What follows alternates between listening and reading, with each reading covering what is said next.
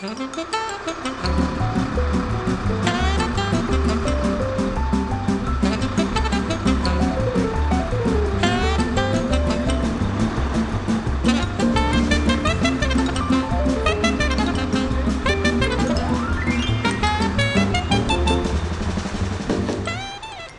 ho, ja, zo.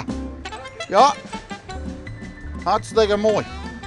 We voeren dit spul nog aan en dat komt in de loods te staan en dan kunnen we het mooi binnendoor. Dan zijn we net meer van daar afhankelijk. En daar hebben we een loods van hier in Marum dichtbij.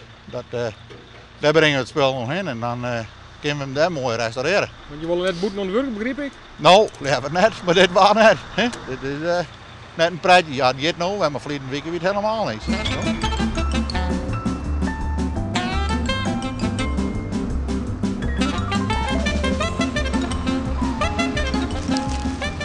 Hoe mooi er naar de radio komt, dan kan je maar slopen.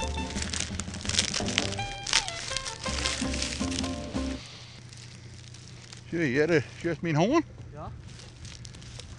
Maar dan, hè? Het achterkant dat helemaal komt naar je rijdt op. En het metselwerk wordt naar je fundering komt eronder. Dus dan staat er aan weer als nieuw bij. Hij is van 1865. Dus hij is 145 jaar oud. Ja.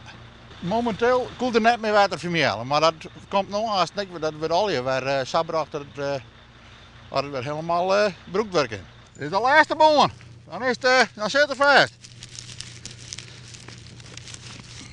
Ja, haast hem. Het kan hem eens wel worden. Alles is klaar nou?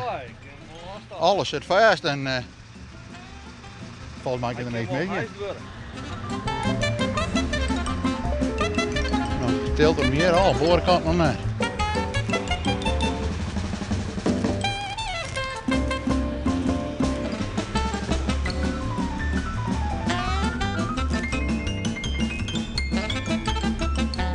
Nou, kan er dat nou wat uit eigenlijk, want hij heeft hier een heel aan hoor. Hij steert de plak. Maar je nog klap van de moeder gewoon hem hier rond de werkje? Nou, dat weet ik niet. Ik ben direct wat inroeren en ik doe het nu inmiddels haast 20 jaar. En ja, dat is de staren gewoon niet erin gerooid. En als we nou een keer voort zijn, dan zit ik wel eens zo in de auto. Dan zei de vrouw, juist mijn moeder. Maar dan komt me eigenlijk net niet in onderwijs. Als wij op vreemd gebied zijn. Nee. Nou, we brengen het nu naar die locatie dat we het naar onderhand nemen zullen. En dan moet direct nog heel wat gebeuren. Maar ja, dan was hij wel betere tijden. Dat het waar een beetje knapper is. We verdienen een kwarte broek voor hen kennis. Dat is zo mooi te werken.